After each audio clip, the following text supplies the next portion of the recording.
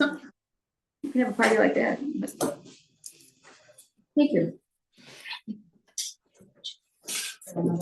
Yeah, if you ever get to Washington, it's worth a walk down Massachusetts Avenue.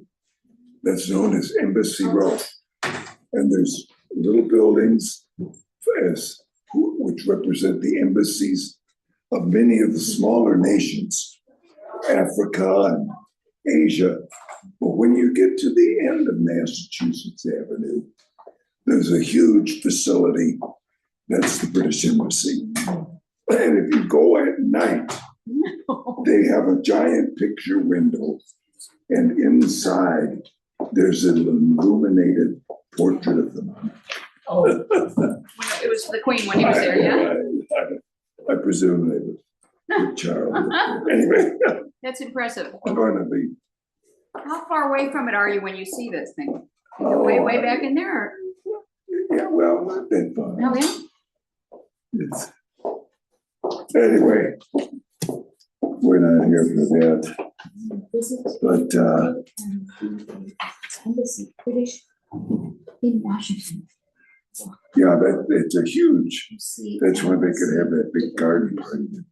Anyway, a lot went on there during the war. But we're talking about the Old Testament, even further back.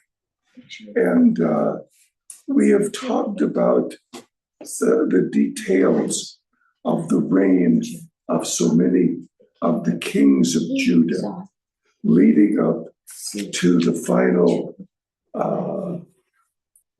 exile of Judah.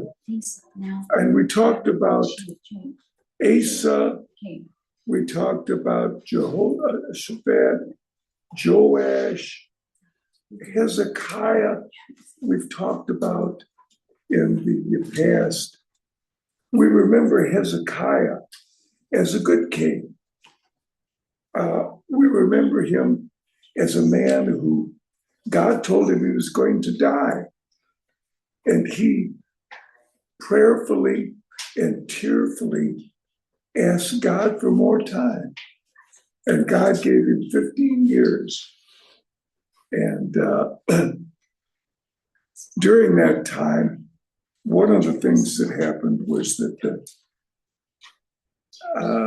envoys or representatives of the Babylonians came, and Hezekiah showed them everything.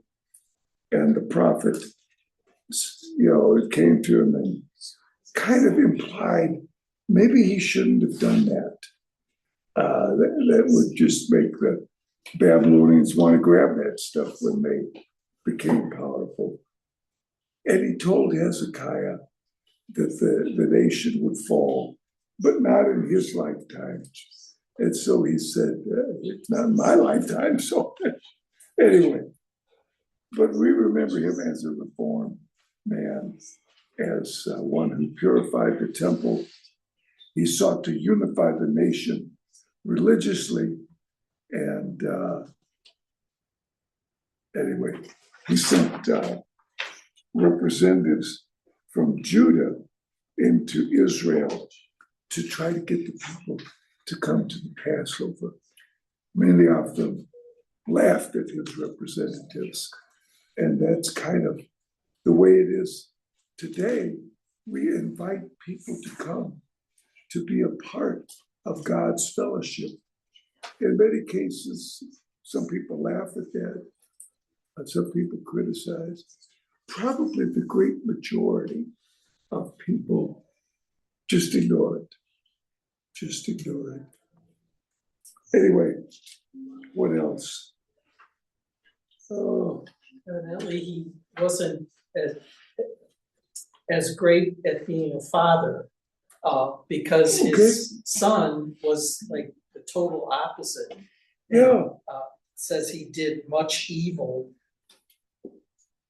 As bad as Jeremiah, not Jeremiah, Jeroboam. So that's one of the remarkable things as we read about the kings. Some of them had good children, some good had bad children, that some of the bad kings had good sons. I don't know what that tells us. Anyway, yeah, then Manasseh, his son Josiah, was a reformed king. And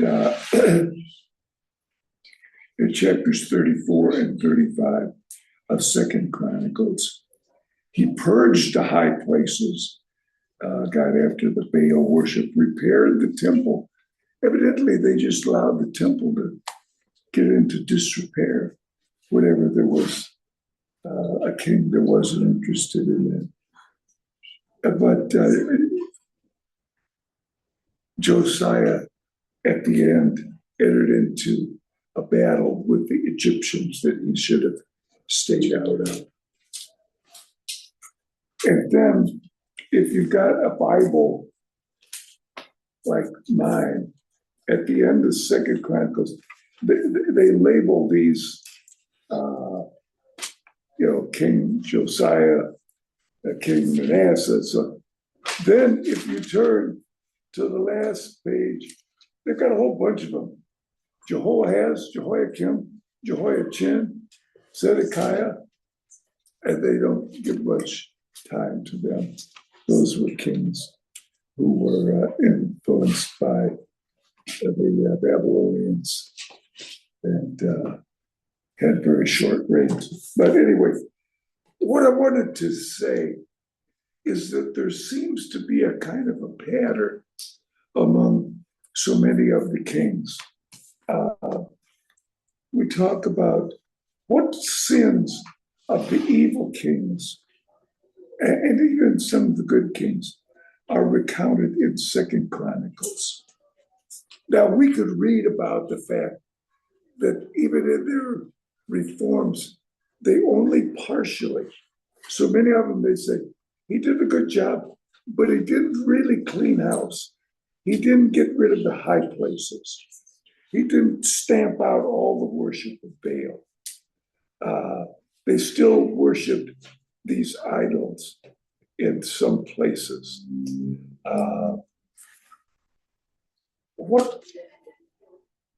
I thought, how can you generalize some of this stuff? And I thought, so many of these kings, we admire them. They started off well, doing good, but by the end, they had some faults. And that happens to a lot of us. We start off with good intentions. We want to serve the Lord, but as we grow older, we're subject to temptations that are perhaps a little different than those that younger people are subject to. So I thought it might be worth a minute or two to think about that. What are some of the temptations that are unique to older people, keeping in mind what we know of history, the history of Chronicles? Anything come to mind? Maybe sometimes see some of them, either they can't make it, they're shut in, or they move in with their children, adult children, and adult children don't believe, and so Okay. Either there's both, perhaps they can't get out to service, and their children don't want to take don't want to take them, so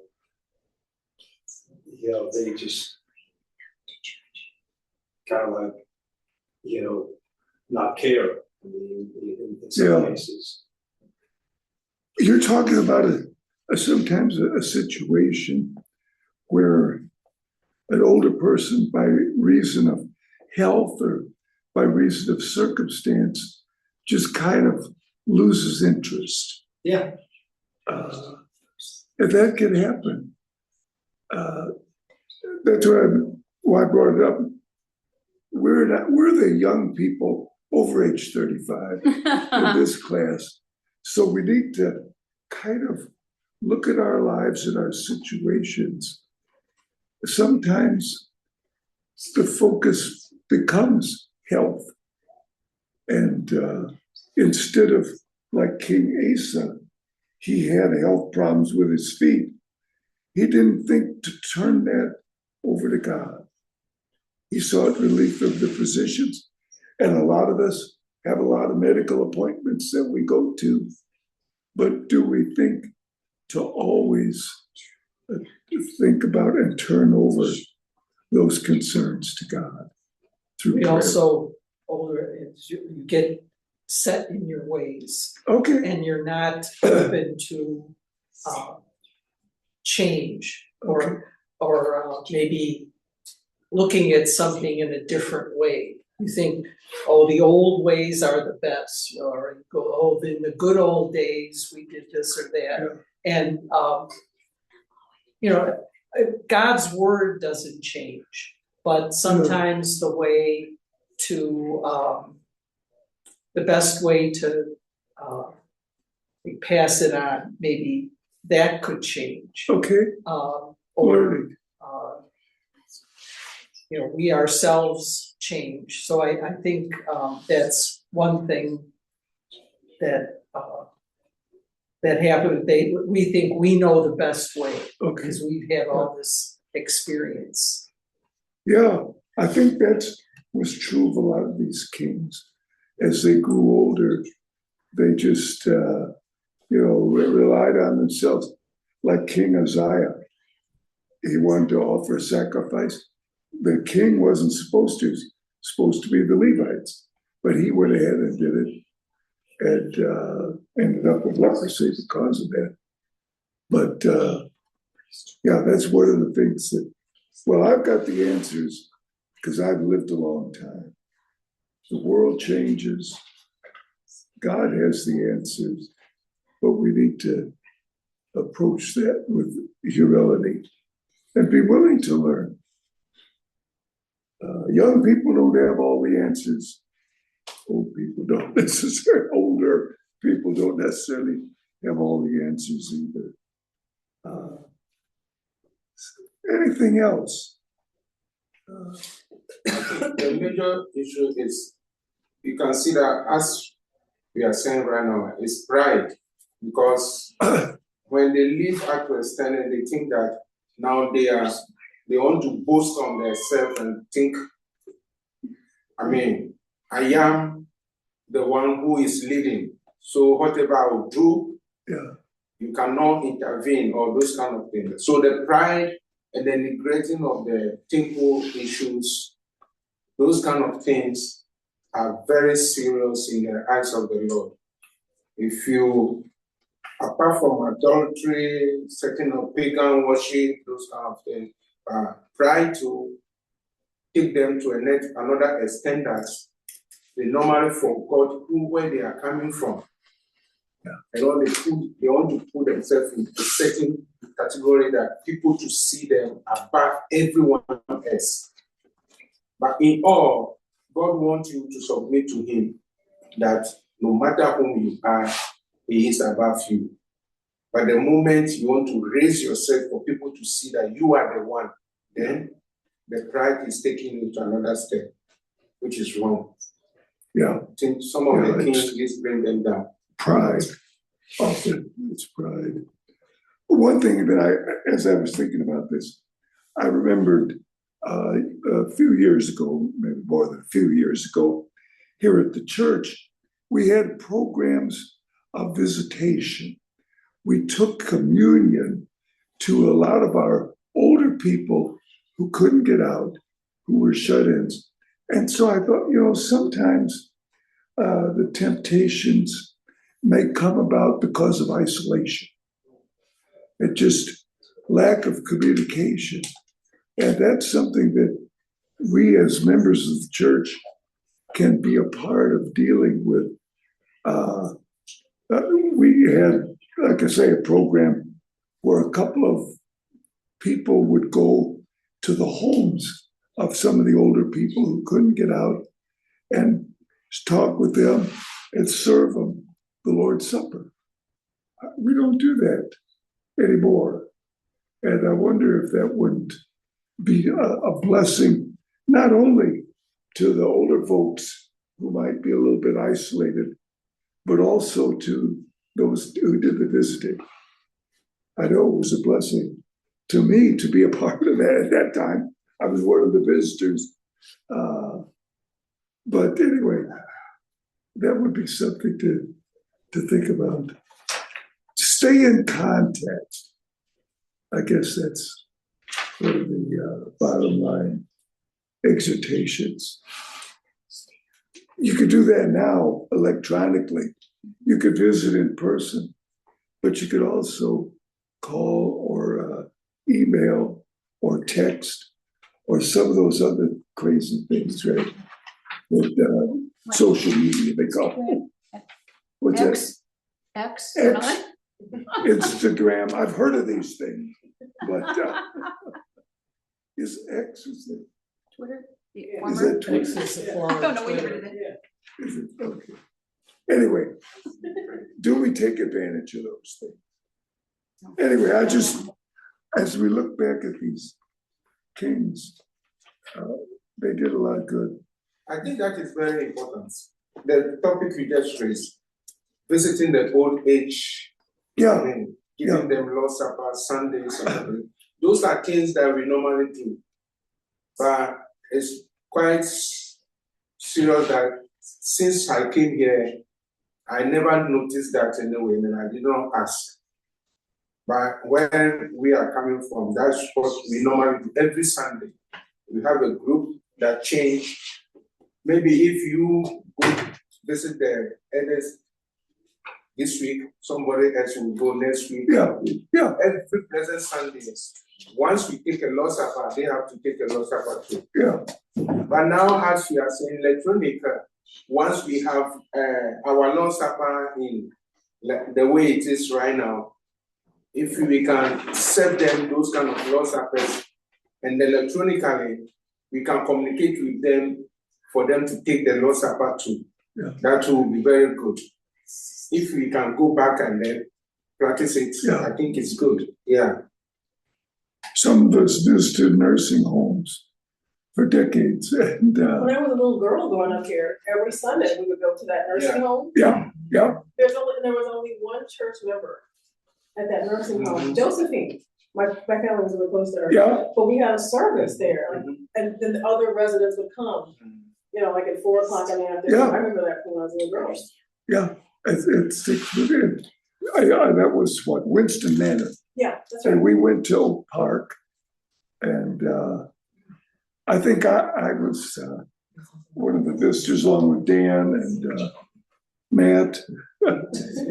But I think we were blessed more than the people there, but at least they heard a lesson every week. And we've distributed the Lord's Supper. Yes, exactly.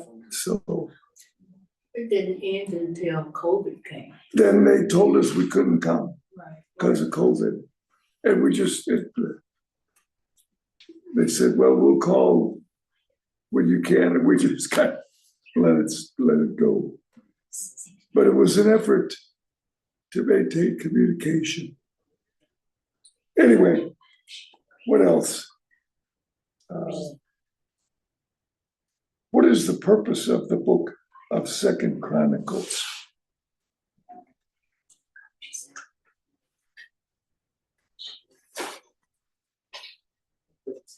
Well, we talked about that a little bit before. It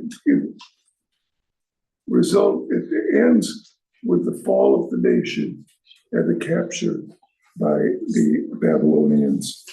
And it kind of tells you the reason for that it wasn't just a politics. God was working to discipline his people, to punish them in a sense for unfaithfulness, to purify them, although they're far from perfect when they came back. But they were not they were tempted and subject to idolatry. But after they came back, they had their problems, but it wasn't idolatry. So in a sense, they were cleansed from the sins of idolatry.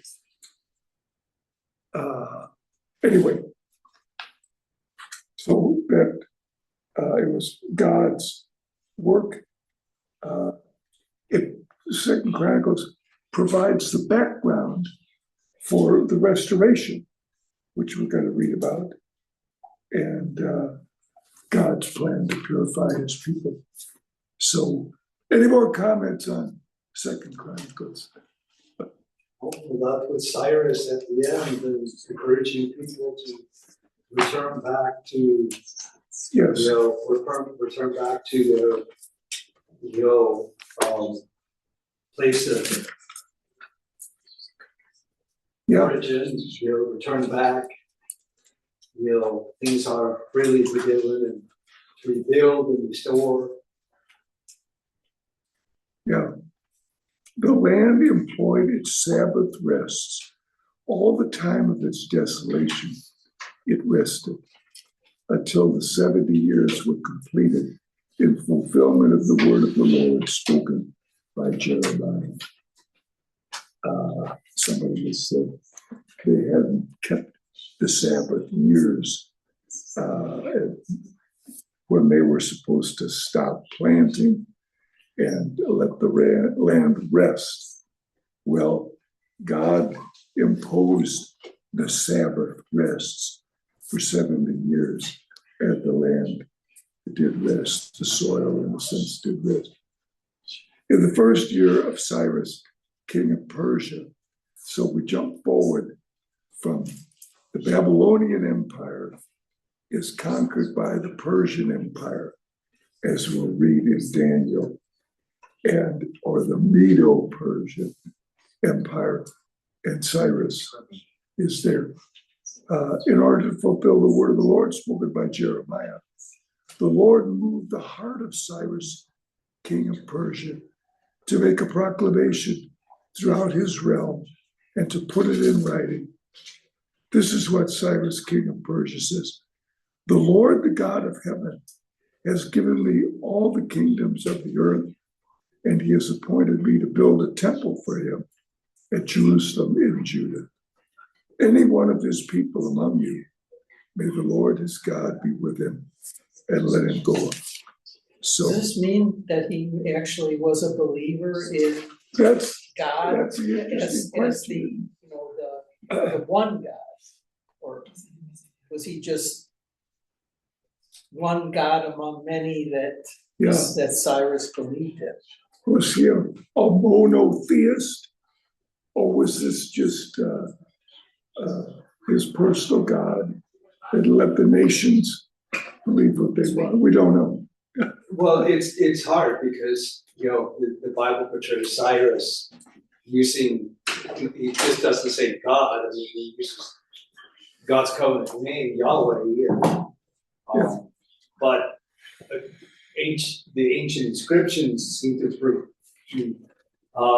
portray Cyrus as, Yeah, he he says, sees that Marduk is still the supreme God, but Yahweh has connections with Marduk. Oh, hey, Yahweh, do you think you could put a good word with me with Marduk?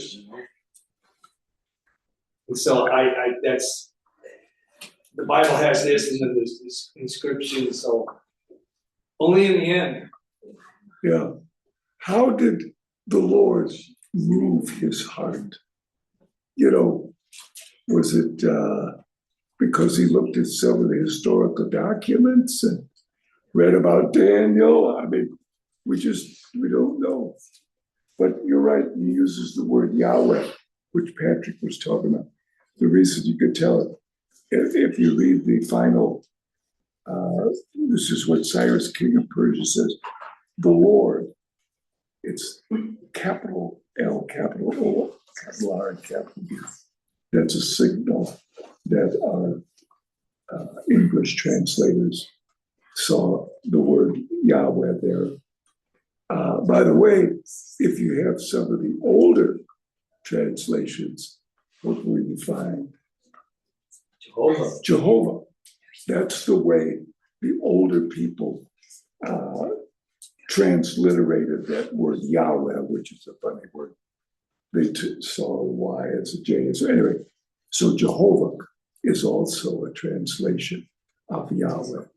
And some of the old versions stick to that. Like King James.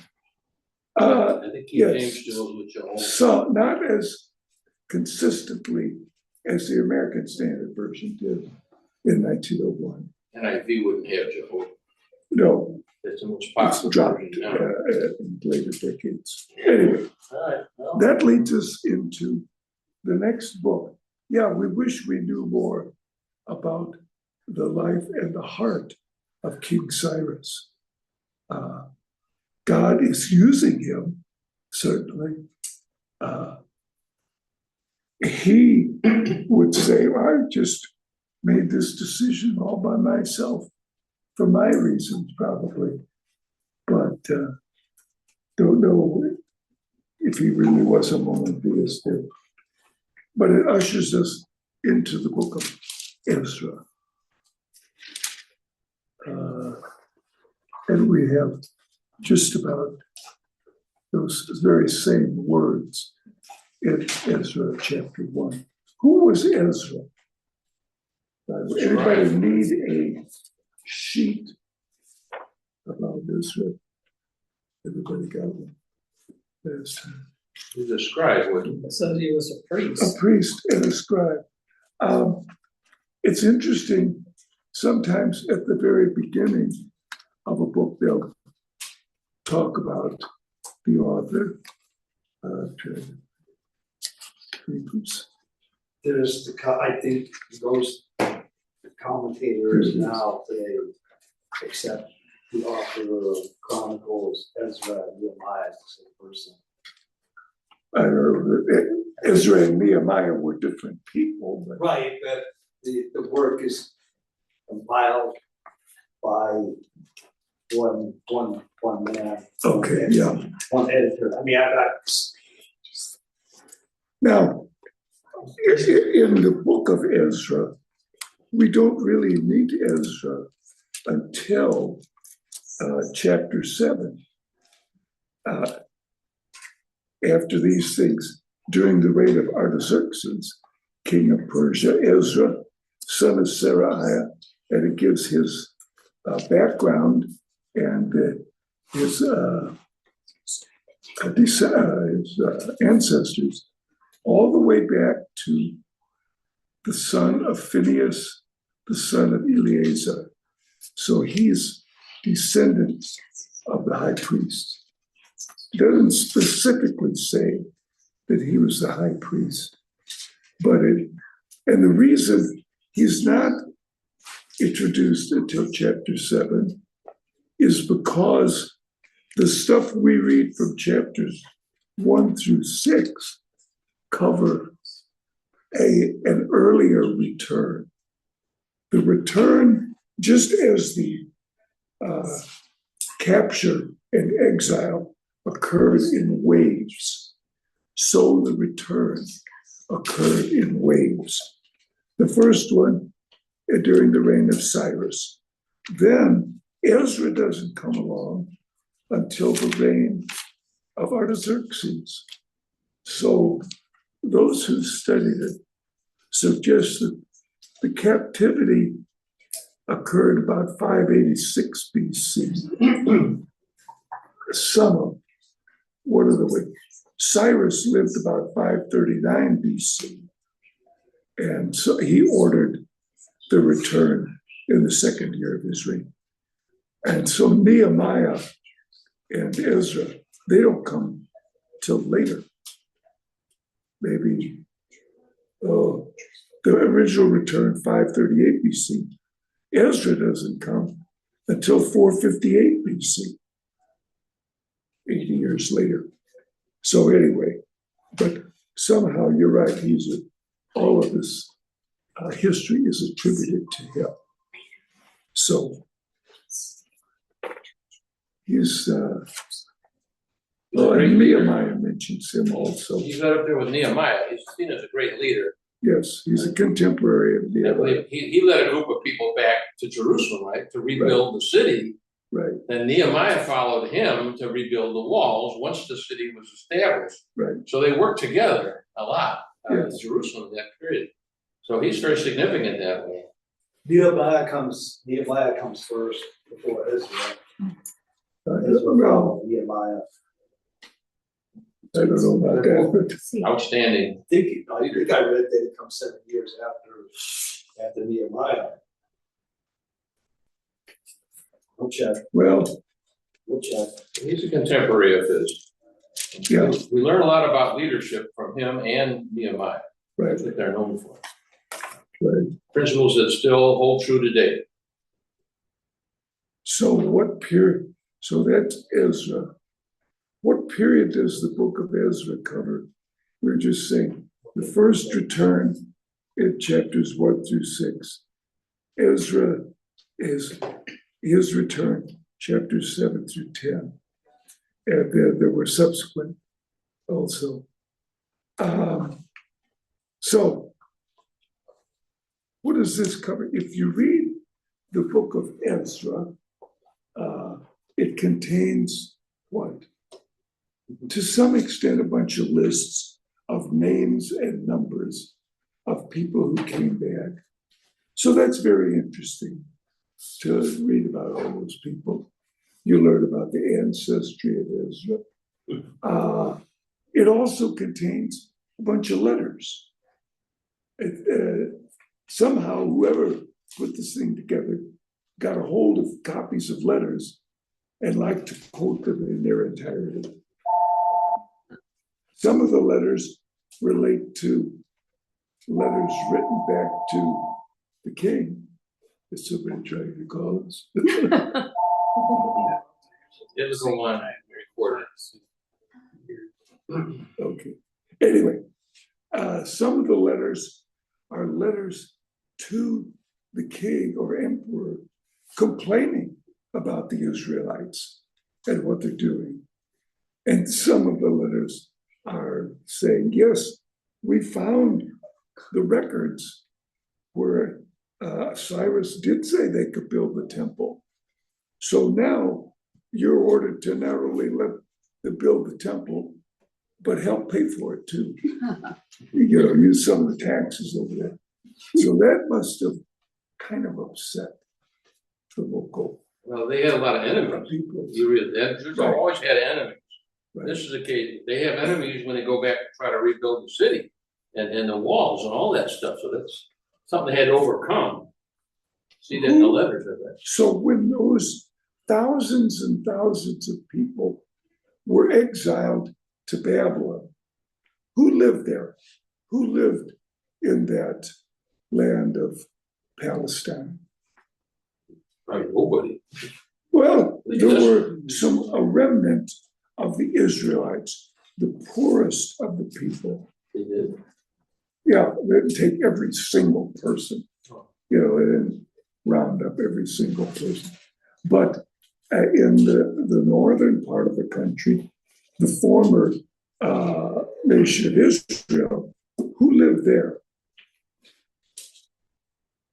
Well, the Assyrian people, the Assyrian kings had a different idea. They figured if we're going to take over, we're going to take the people and take them and replace them with people from somewhere else. So many of the northern tribes were carried away to Assyria, and people from other parts of the Assyrian Empire were brought into the northern area of the northern kingdom to live there. So they didn't know much about Israel, Judah, their traditions, and so on. So a lot of these people we're going to meet are probably descendants of some people from elsewhere in the Assyrian Empire. So that was a difference between the Assyrian theory of removing people from where they were familiar and replacing them. And then the Persians they said, well, let them live there as long as they're faithful to the Persian kings. Yes. All those other enemies, the Ammonites and the Moabites and the Philistines, they're done with forever. Pretty much because the Assyrians came in and swept them away, as well as the Israelites. So we don't really hear of those people subsequently. We do hear of a man named Herod, who was part Idumean or an Edomite. But I don't know of any other reference to that. Anyway. Esau, right? From Esau? So they come back from Babylon. The land is desolate. It's not, but it's not totally unpopulated. And so the people who are there, especially those living in the area surrounding Samaria, don't really like it that the Jews are rebuilding and are becoming active, because they're used to just kind of running the place. Anyway, so yeah, we need to kind of depict that. The land not totally empty, but desolate. Why? Because God is part of the discipline of the people, lessened the rain, I think.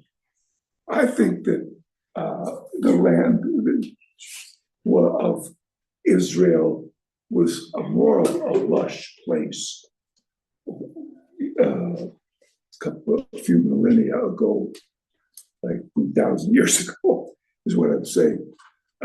Now, it's fruitful to some extent, but if you read about Israel, they've got to use irrigation. The kibbutzes, the larger farms there, where some of the people work, they've got most of what they're doing is irrigating the crop. They don't have enough rain, but God said, "I'll provide enough rain. It'll be like a paradise. It'll be green and fruitful, a land of milk and honey." I don't think you would call Israel today a land of milk and honey. Maybe politically they think it is. It has its fertile areas. They do grow a lot of crops in Israel. They do a lot. Yeah, but it's They fight mostly over that land. With irrigation. it's mostly They have desert too. that they didn't need irrigation. Anyway, they didn't need irrigation back in Old Testament times. So I think that it became kind of the dry area that we know today because of the unfaithfulness of the God's people. Anyway, I can't prove it, so, other than the words of the scripture. It doesn't. Everybody's sitting under his own olive branch, or and having plenty of crops. That just doesn't seem to describe the land today. Anyway, it's a little bonus opinion. What did Cyrus authorize the Jews to build? The temple. Build a temple. Yeah. The Lord moved the heart of Cyrus. So his proclamation, which is quoted here in chapter 1, the Lord has given me all the kingdoms of the earth.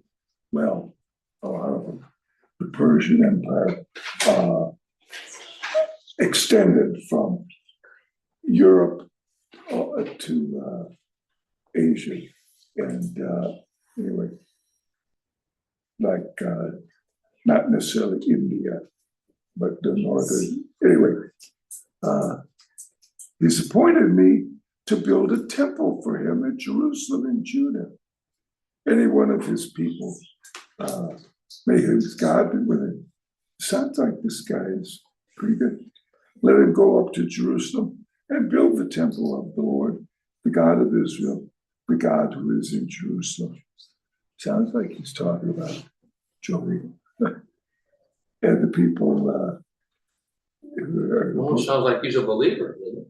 yeah, Like he's God's messenger or something, but evidently he's a guy that believes in many gods. So I he'll think go so. along with their God, and he'll go along with other God.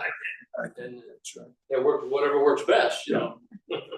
But it does sound like Moses or something. The people of any place where survivors may now be living are to be provided with silver and gold, with goods and livestock, and with free will offerings for the temple. And so then the people, he brings out the articles of the temple, which Nebuchadnezzar had carried away. They'd evidently stored these in a warehouse or something. But how much of that stuff is 5,400 articles they transport back from Babylon to Judah to Jerusalem. Sheshbazzar brought all those. And then chapter 2 is the list of the exiles who returned by their families. How many were there? Verse 64 of chapter 2. The whole company numbered 42,360, besides 7,337 men servants and maid servants and other women and so on. 245 mules, 435 camels, and so on. They That's a arrived. lot of people. Yeah, They got 50,000 people. that's a lot of people to be moving. We're not familiar with those hundreds of thousands of people moving as they're in our own time. There were a lot of mass movements of people during World War II. Since then, there haven't been that many. As they redrew the borders, hundreds of thousands of people had to move into new areas. And anyway, we'll go into all that. But so this was a big movement of people. And God evidently was with them. That's how they got the walls rebuilt. Eventually, these people are gonna have to do the work. Yeah. Take a lot of horses, mules, and people to build those walls. They did it in about 2 months, we're gonna see. It wasn't a long period of time. They really That's the worked hard. walls of Jerusalem. That's, yeah. They didn't have heavy equipment like we have today, you know, to lift those heavy stones and cut them and all this stuff. They had to do that manually. First, they're concerned with the temple. Anyway, who was the leader of the returned exiles? Ezra. No, He's one of them. Ezra didn't come along until decades after this return. Yeah, it comes at 457, 458 BC. Yeah. There's 3 main leaders. The temple is to be built ahead. The temple of 520, according to Haggai. Right. So who's the leader? Zerubbabel. Zerubbabel. Zerubbabel's the first one, Ezra's the Who second. is Zerubbabel? Probably a priest or something. No, he's not. Judah. Is a descendant of Judah, because when Nebuchadnezzar brought the Jews to Babylon, he brought the young king Jeconiah, or Jehoiachin. Jehoiachin had a son in Babylon named Shealtiel. That man had a son in Babylon named Zerubbabel. Zerubbabel is the descendant of the legal king and is, in a sense, the legal king. Although he's not crowned king, he's recognized as the leader and the governor. You'll find Zerubbabel in the genealogy of Jesus Christ, because Jesus was a descendant of all these kings. And, Political, spiritual leader. yes. Well, now that's the next question.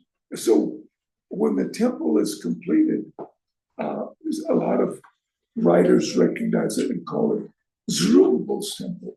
Oh, yeah. As composed, there's Solomon's temple, later there's Herod's temple, and that little one in between, you call it Zerubbabel's temple because he got it going. So next question, who was the high priest when the Jews returned from captivity? Ezra. No, because this return, chapters 1 through 6, takes place decades before Ezra came. The high priest is a man named Jeshua or Joshua. We read him in chapter 2 and chapter 3. And if we look back at the lineage of the high priest, which is inserted in 1 Chronicles chapter 6, we'll find that fellow Joshua. He's called Jeshua. So anyway, we'll stop there. We'll talk about Zerubbabel, Jeshua, and we'll get to Ezra. Because he finally gets there. He's not there when Zerubbabel and Jeshua come and start building the temple. He comes later. So anyway, So the Nehemiah, chronology Years later. is Nehemiah was a cupbearer, right? Nehemiah? yes, cupbearer to the king. Not, So which king? well, Artaxerxes. That was, you said before this? Ezra and Much later. Nehemiah at the same time, Artaxerxes. I just corrected him. Ezra comes after, no, Ezra comes before Nehemiah. yes, a little bit before. Well, no, maybe It that's took him a right. long time to come back with all those waves, right? Must Right. have been different, Right. longer than the 70 years of captivity, It took longer to come back. Okay, yeah.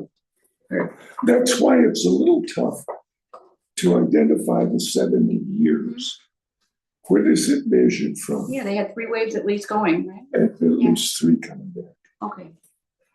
So anyway, We won't lose sleep over.